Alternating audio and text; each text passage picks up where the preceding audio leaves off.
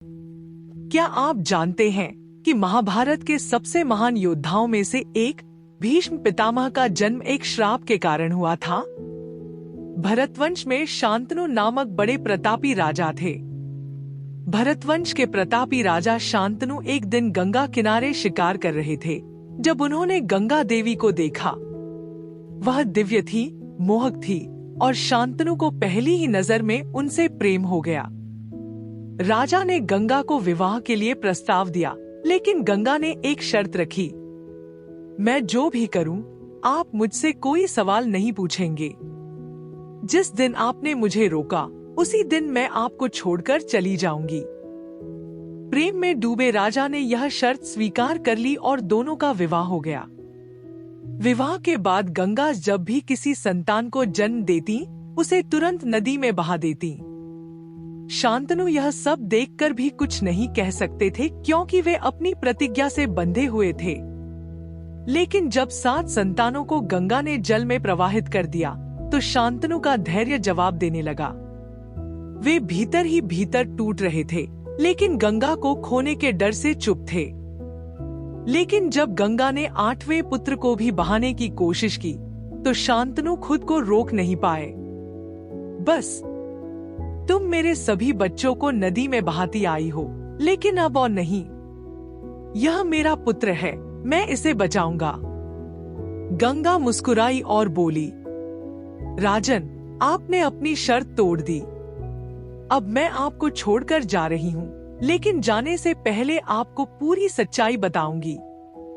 गंगा ने जो बताया वो राजा को स्तब्ध कर देने वाला था। उन्होंने कहा कि ये 8 और बच्चे कोई साधारण मानव नहीं थे। ये 8 वसु यानी देवता थे, जो ऋषि वशिष्ठ के श्राप के कारण धरती पर जन्म लेने को मजबूर हुए थे। एक दिन 8 और वसु अपनी पत्नियों के साथ मेरु पर्वत पर भ्रमण कर रहे थे। वहीं उन्हें ऋषि वशिष्ठ का आश्रम दिखा, जहां कामधेनु गाय की बछड़ी नंदिनी बंधी थी। वसुदेव की पत्नी को वह गाय बहुत पसंद आई और उसने अपने पति से उसे चुराने की जिद की। द्यू ने बाकी वसुओं को भी मना लिया और उन्होंने मिलकर नंदिनी को चुरा लिया। लेकिन ऋषि वशिष्ठ ने अपनी दिव्य दृष्टि से देख लिया कि उनकी गाय किसने चुराई है।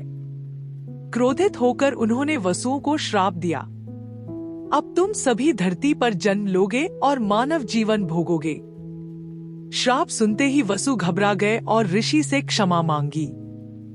वशिष्ठ ने कहा, तुम सातों जल्दी ही इस श्राप से मुक्त हो जाओगे, लेकिन द्यू, तुम सबसे बड़े दोषी हो, इसलिए तुम्हें लंबा जीवन बिताना पड़ेगा और अनेक कष्ट झेलने होंगे।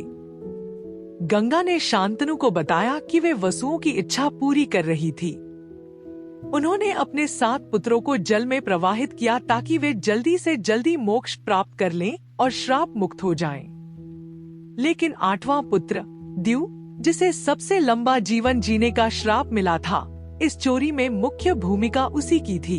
इसलिए उसे लंबे समय तक धरती पर रहकर अपने कर्मों का फल भोगना होगा।